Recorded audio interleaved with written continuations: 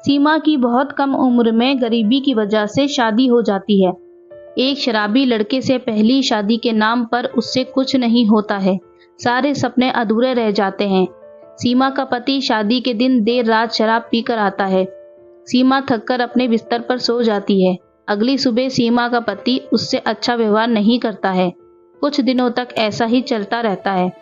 एक दिन अचानक बहुत अधिक शराब पीने की वजह से सीमा के पति का देहांत हो जाता है।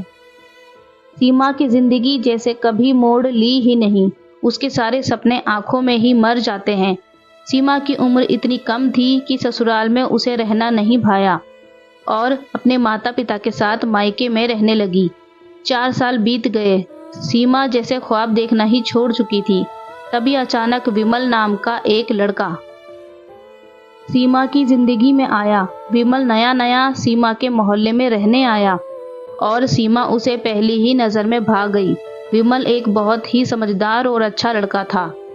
सीमा के पिता ने विमल ने खुलकर शादी की बात की और सीमा के पिता ने तुरंत शादी की रजामंदी कर दी। यह जानकर कि सीमा की दूसरी शादी है, सीमा एक विधवा लड़की है, विमल को इस बात से कोई एतराज नहीं था। राजी खुशी शादी की तैयारियां हुई और सीमा की शादी विमल से हो गई। नम आंखों से सीमा ने अपने माता पिता से विदाई ली। सीमा और विमल गाड़ी में सवार होकर अपने घर जाने लगे। देर शाम हो गई। रास्ता काफी लंबा था। गाड़ी में मध्यम मध्यम म्यूजिक बज रही थी जो सीमा को काफी अच्छा लग रहा था। सीमा की आंखें फिर से सपना देखने लगी। उस रात एक नई जिंदगी की अचानक विमल की गाड़ी रास्ते में खराब हो जाती है। सीमा को बुरा महसूस होता है। सीमा को छोड़कर विमल गाड़ी से उतरता है और सीमा से कहता है, तुम गाड़ी में ही रहना। रास्ता सुनसान था। आगे जाकर गाड़ी ठीक करने लगता है। तभी अचानक सीमा जोर से चिल्लाती है। विमल जाकर पूछता है, क्या बात है सीमा, तुम इतनी जोर से क्यों आवाज लगाई? तो सीमा ने कहा कि जैसे कोई मेरे बालों को पीछे से खींच रहा था। विमल ने कहा, नहीं, यह तुम्हारा भ्रम होगा, गाड़ी में तुम्हारे बाल फंस गए होंगे। सीमा को भी यही लगा कि शायद मेरे बाल गाड़ी में फंस गए होंगे। गाड़ी ठीक हो गई। सीमा और विपुल आगे बढ़े। आगे जाकर एक जगह विमल ने गाड़ी रोकी। वहां एक खूबसूरत सा बंगला था, लेकिन वह बंगला देखने में अजीब लग रहा था। इतना खूबसूरत बंगला और वहां रोशनी की बहुत कमी थी। विमल ने कहा, यह मेरा बंगला है, कहो सीमा कैसा लगा? सीमा ने कहा, बहुत सुंदर है, पर रोशनी की बहुत कमी है। विमल ने मुस्कुराकर सीमा का हाथ पकड़ा और कहा, अब तुम आ गई हो ना, फिर रोशनी भी आ जाएगी। अब नहीं रहा जाता मुझसे जान। मीना ने कहा, ऐसा मत कहो, हम अंदर चलते हैं। सीमा और विमल मुस्कुराते हुए अंदर चले गए। सामानों से भरे हुए बहुत खूबसूरत सामानों से भरा हुआ बंगला, लेकिन अजब सा सन्नाटा था। सीमा को बहुत घबराहट हो रही थी। विमल ने कहा, मेरे शरीर में बहुत दर्द हो रहा है सीमा, तुम आज मेरे शरीर को दबाकर थकान दूर कर दो। लेकिन सीमा ने कहा, नहीं, आज मैं बहुत ज्यादा थक गई हूँ, आज हम लोग सो जाते हैं, कल बातें करते हैं। विमल ने कहा, जैसा तुम सोचती हो वैसा ही होगा। अगली सुबह सीमा उठकर चाय बनाती है और विमल को उठाकर चाय देती है और कहती है, उठ जाइए, सुबह हो गई है, चाय पीजिए और ऑफिस जाइए। विमल चाय पीकर कहता है, चाय बहुत अच्छी है। सीमा की तारीफ करते हैं और कहता है, सॉरी डार्लिंग, कल तुम्हें ऐसे ही सोना पड़ा, तुम्हारी सुहागरात अधूरी रह गई। सीमा ने कहा, कोई बात नहीं, हमारा साथ 1-2 दिन का नहीं, पूरे 7 जीवन का है, सुहागरात होती रहेगी। सीमा कुछ परेशान थी। विमल ने कहा, क्या बात है, तुम्हारे चेहरे पर यह चिंता क्यों? सीमा ने कहा, पता नहीं क्या बात है, ऐसा लगता है कि इस बंगले में जैसे किसी की नज़रें मुझे देख रही हों। सुबह जब मैं बाथरूम में नहा रही थी तो मुझे ऐसा लगा जैसे मेरे बालों को किसी ने खींचा। मुझे समझ में नहीं आ रहा है, मैं जहाँ भी जा रही हूँ 2 आंखें मेरा पीछा कर रही हैं। विमल ने कहा, नई जगह है इसलिए शायद तुम्हें घबराहट हो रही है, जल्द ही तुम एडजस्ट हो जाओगी। आज ऑफिस जाना बहुत ज़रूरी है, तुम मेरा इंतज़ार करना, मैं तुम्हें कल कहीं घुमाने ले जाऊंगा और हम रात में खाना भी बाहर खाएंगे। सीमा ने अच्छा कहा। इसके बाद विमल को ऑफिस के लिए विदा किया। अब सीमा और विमल की ज़िंदगी शांति से चलने लगी। 3-4 दिन बीत जाने के बाद अचानक सीमा ने विमल से कहा कि तुम मेरे करीब क्यों नहीं आते? हम दोनों ने अभी तक सुहागरात भी नहीं मनाई। क्या बात है, मैं आपको पसंद नहीं हूँ क्या?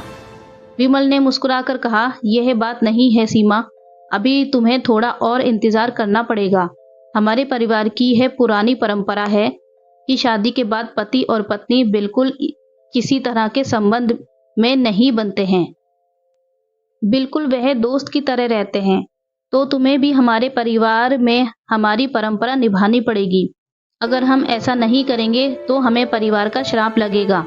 आखिर अमावस की रात आ ही गई और सीमा के पति ने कहा था कि तुम्हें अमावस की रात तक ही इंतजार करना पड़ेगा, उसके बाद में मैं और तुम सुहागरात मना सकते हैं।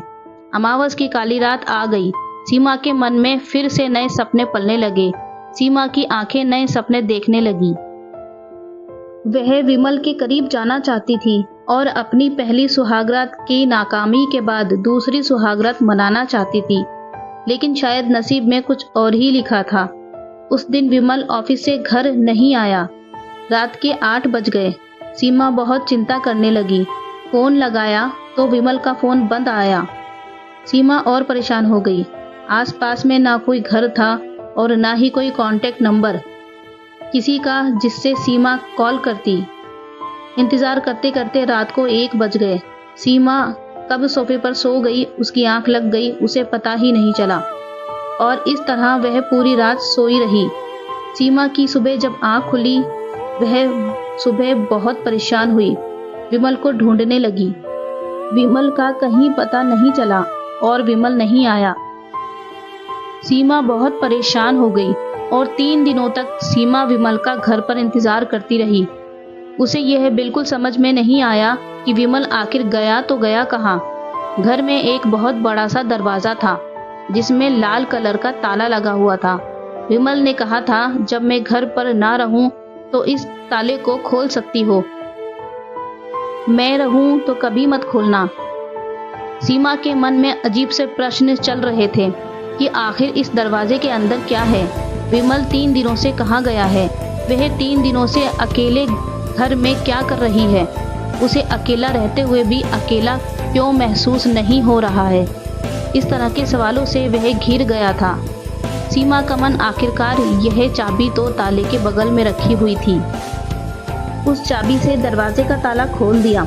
दरवाजे को खोलते ही सीमा के सामने वह दृश्य आया जिसकी वह कल्पना भी नहीं कर सकती थी। कमरे के अंदर विमल, उसके माता पिता के पूरे परिवार की बड़ी बड़ी तस्वीरें लगी थी और विमल की माँ, विमल की जो तस्वीर थी उस पर एक बड़ी सी माला चढ़ी हुई थी जिसके नीचे विमल का जन्म और मृत्यु की तिथि लिखी हुई थी।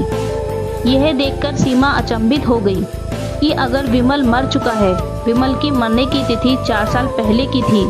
विमल अगर 4 साल पहले ही मर चुका है तो ये कौन है जिसके साथ शादी करके 8 दिनों से रह रही हूँ? इन सब सवालों के साथ शायद अब सीमा को पूरी जिंदगी काटनी पड़ी। सीमा समझ गई थी कि दूसरी सुहागरात भी उसके नसीब में नहीं थी। विमल कोई इंसान नहीं, एक आत्मा था जिसे सीमा बहुत ज़्यादा पसंद आ गई थी और उसने सीमा से शादी करके अपनी कामना पूरी की। सीमा बहुत खुश थी। एक कागजात के पेपर पर लिखा था कि वह पूरा बंगला सीमा के नाम पर किए हुए था और बहुत पहले ही लिखी हुई थी, इस लड़की से मैं इस डेट पर शादी करूंगा। सीमा समझ चुकी थी कि शायद ये बहुत अच्छी आत्मा थी जिससे शादी की, उसकी गरीबी दूर की। अब सीमा के पास बहुत सारे पैसे और बंगला था लेकिन पति नहीं था। सीमा ने विमल की तस्वीर के सामने कसम खाई कि वह कभी दूसरी शादी नहीं करेगी और तीसरी सुहागरात नहीं मनाएगी। यह दूसरी सुहागरात के साथ सीमा अपनी पूरी जिंदगी विमल के साथ, विमल की यादों में ही बिता देगी। दूसरी सुहागरात की ये कहानी आपको कैसी लगी? अपनी राय अवश्य बताएं, कमेंट करें। वीडियो पसंद आई हो तो लाइक करें, चैनल को सब्सक्राइब करें। Thanks for watching.